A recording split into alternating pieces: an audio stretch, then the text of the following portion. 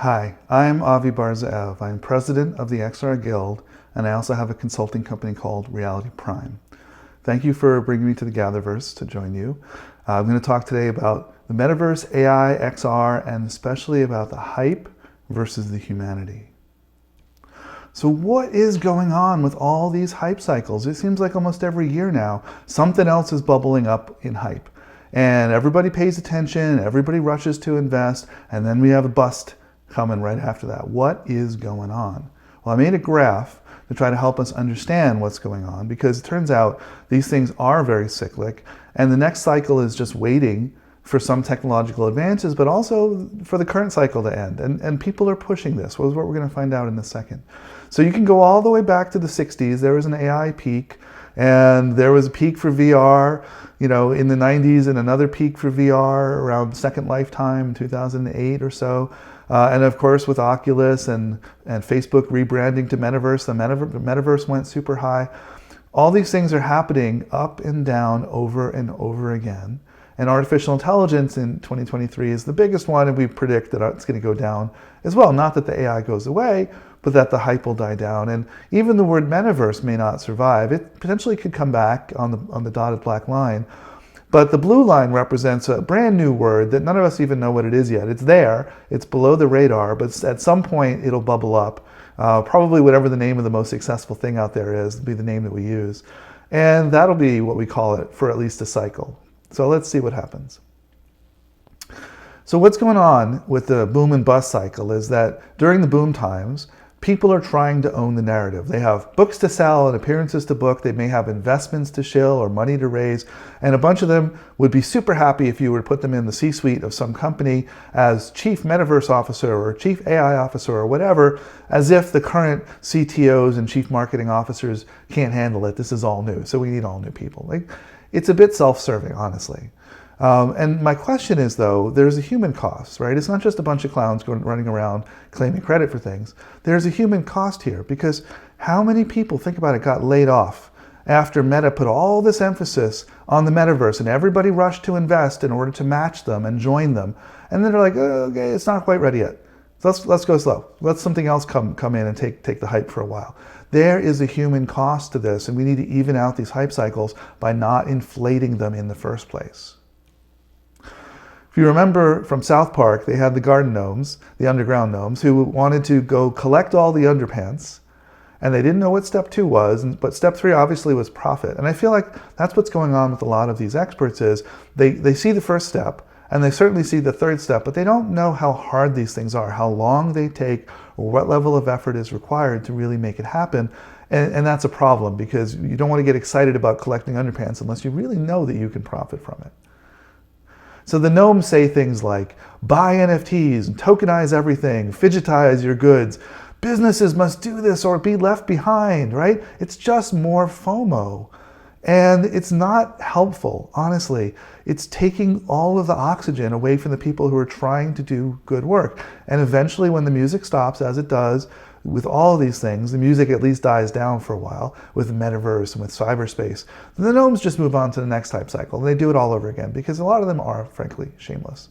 So we see this again. Maybe the next one is going to be quantum fusion technopiddle. Who knows what it's going to be, but it'll get hyped up, unfortunately. So let's flip to the positive side. We know we need less hype. What about real stuff? So what we want to do, all of us want to democratize the systems that we use. It doesn't just mean decentralization. And I gave a talk at the GatherVerse previously about how tokenization and giving everybody a share that they can buy and sell actually leads back to plutocracy and oligarchy. So it doesn't get us to democracy just because we tokenize. We need better, more thoughtful structures than that.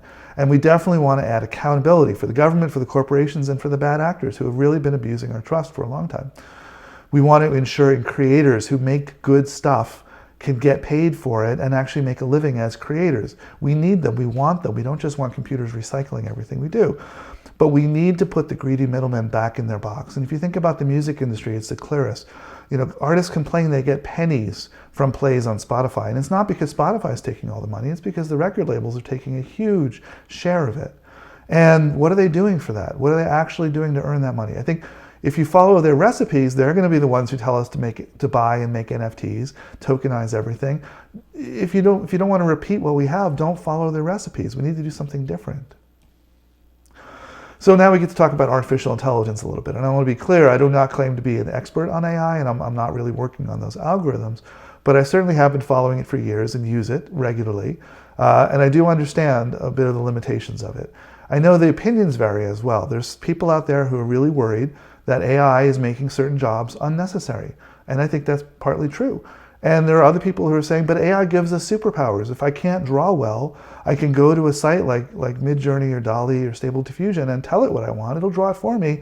So that feels like a superpower to me if I can't draw. It turns out both of those things are true at the same time. Jobs will be, relegated, just like they always have been, but not completely.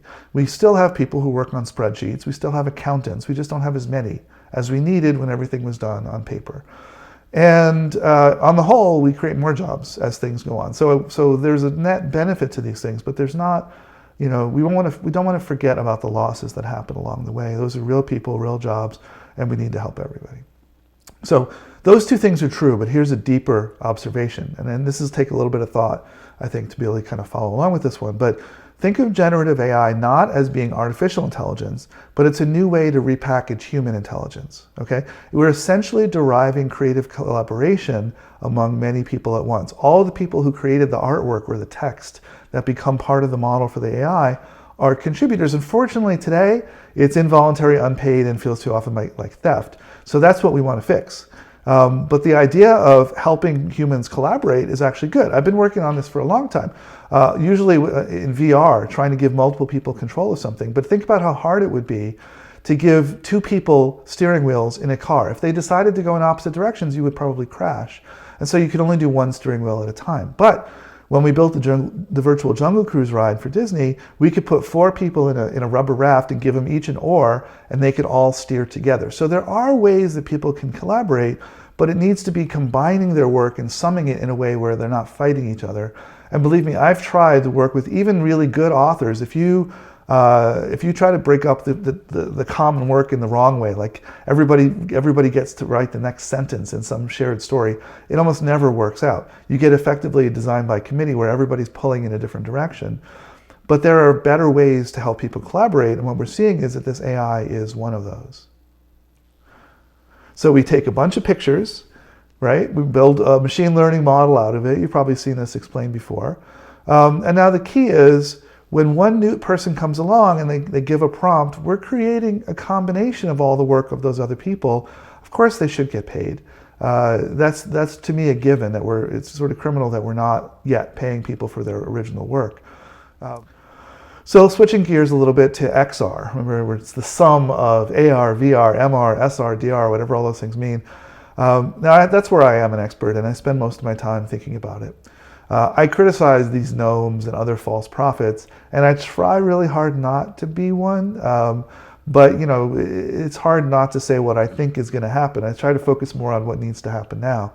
But I think the most important thing out of all of this is that we need to listen to many more voices. I mean, if there's one thing you take away from GatherVerse, is everybody says this and they're all right.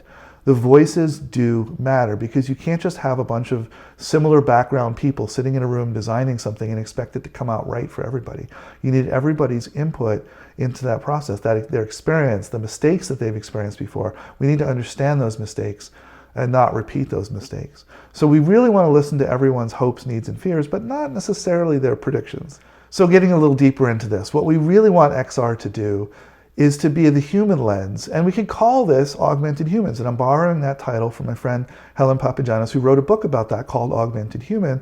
And we want to do is create new capabilities and reduce harm. We want to empower everyone equitably, and ultimately the goal is augmenting humanity. In other words, to say that is the milieu of AR, VR, MR, or the metaverse. That's just the context, not the goal. The goal is augmenting humanity.